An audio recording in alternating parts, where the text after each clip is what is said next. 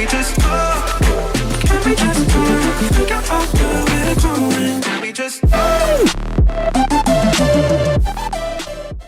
Hi guys, welcome back to my channel. My name is Haley if you're new here, and today I'm going to be sharing with you 7 habits to help you have a happy and productive week. If you're somebody who is trying to work on establishing a better routine, modifying your current routine, or just really getting into a routine within this new year, this is the perfect time to kind of check in, see what you've been doing has been working, or maybe explore some new options to help you pivot into getting what you want to achieve this year. So figured without further ado, let's just go ahead and get started.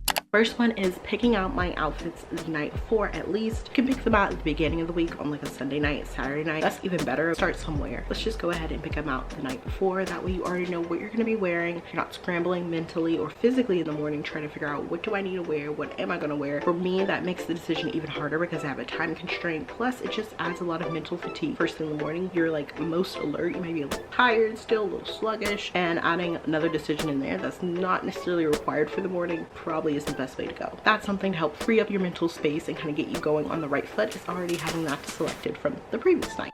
The next tip is to go ahead and write your to-do list at least the night before, if not in the beginning of the week. This will allow you to already have all those things that you know, hey, I need to do that tomorrow, out of your head. It's not impacting your sleep, not impacting how you're thinking about things when you first wake up. Like, what do I need to do first? How is my day gonna go? Do I have time for this thing, that thing? So you're already on the right step. You just pick up your notepad or pick up your phone if you keep your notes on your phone like I do. That way you can just quickly go, oh, these are the things I need to do today. Let me just go ahead and start tackling them, prioritize them. That helps you instead of kind of being scrambled and you're spending the first hour and a half of your day prepping for your day. You can go ahead and do that the night before. But also I would note, make sure that you leave space for having some type of additions or unexpected things that you need to throw into your schedule, throw into your to-do list. Definitely leave some like wiggle room space. Next thing you want to do first thing when you wake up, make your bed. You will not believe how much space your bed actually takes up until you make it up and you're like, whoa, my space instantly looks way more tidy, mine feels less cluttered, and it also allows you to check off something relatively quickly first thing your day. So it kind of gets that momentum of like, boom, I already got one task done. What task can I do next? It will also encourage you not to get back in your bed or lounge around in your room any longer. If you have that kind of flexibility, it'll get you mentally kind of going for the day. It's like, okay, that part of the day is done. Let me go ahead and get to work on what I need to really do. This one has been something I've been personally implementing unconsciously, I guess, since the new year started, is drinking at least a cup of water before I drink anything throughout my day, whether that be sweet tea, lemonade, milk, coffee. Drinking at least that cup of water first thing to be the first thing in my body, I think helps my body. And it's also a way for me to start getting my water intake going, because I found if I drink that first cup of water, I'm more prone throughout the day to drink more water than if I drink something else first in my day and then try to get my water intake going. I'm not saying you can't drink those other things, but at least try to get that cup of water in first.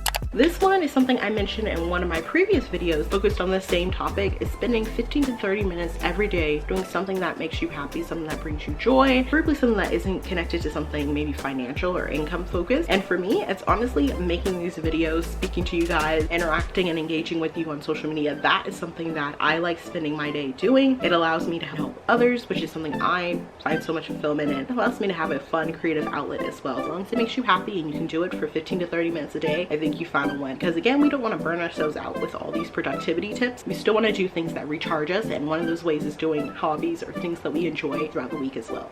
Next for me is my quiet time, because I have to reconnect. Like, it is very much required for me, and having my quiet time really allows me to not only hear the Lord, but really refocus on him and what his purpose is for me. For you, that might be slightly different, but for me, that is something that I hold tried and true in helping me have a really fulfilling week. In some ways I do this is having a gratitude prayer, journaling, reading a devotional. There's various ways you can do this.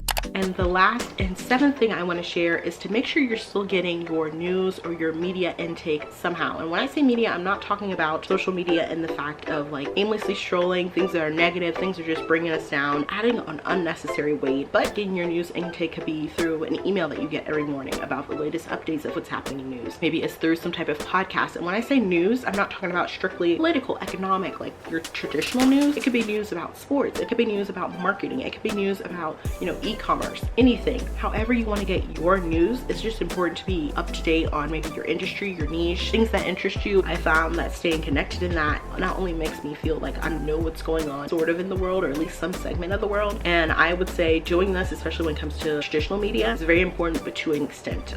Hopefully you will find lots of success when implementing some, even just one of these tips. But until next time, I will catch you guys on the flip side. Bye guys.